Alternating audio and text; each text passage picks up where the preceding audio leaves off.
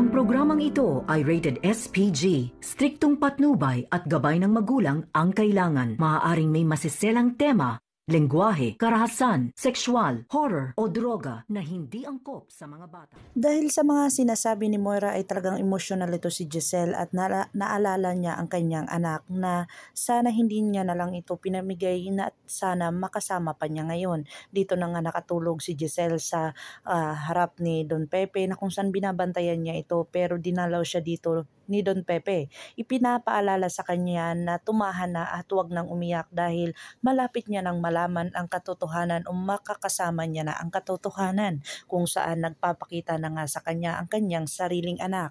Tumawag si Chinito dito kay Dr. RG Tanyag dahil hindi niya ito makontak si Giselle. Ito sana ay pagsasabihan niya ng katotohanan tungkol sa kanyang anak at talagang babalaan niya ito dahil andito na sa Pilipinas. Hindi na nga ito makontak ni Chinito pero ito nga si Dr. RJ nalaman na niya ang katotohanan na buhay pala ang anak ni Giselle at talagang magkasama at nagkita na sila ng kanyang tunay na ama.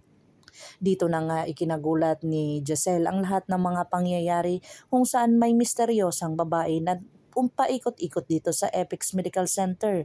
Dito na nga ipinagtataka na at sinabi niya dito sa kanyang sarili na talagang pag nakita nila ay talagang gusto niya itong makausap.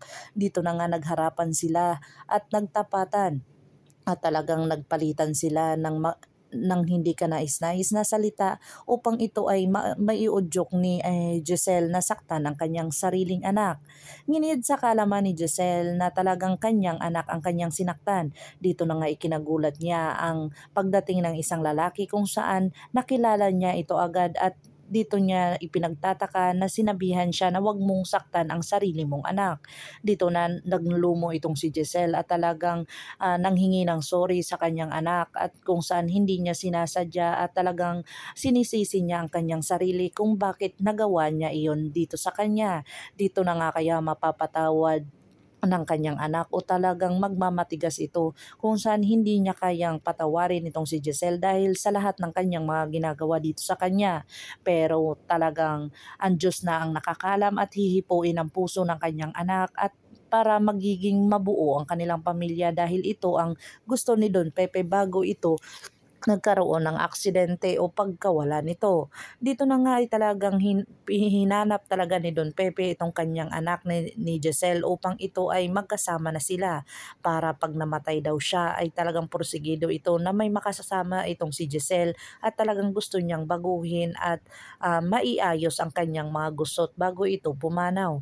Ito na nga kaya ang katapusan ni Don Pepe na kung saan nalalaman na ang buong katotohanan at talagang nakita at nakasama na ni Giselle ang kanyang pamilya. Pakakabangan natin ang mga susunod pa na episode na ito. Abot kamay na pangarap. If you like my story, please like, share, and subscribe para ma-update po kayo sa mga susunod pa. Yun lamang po at maraming salamat.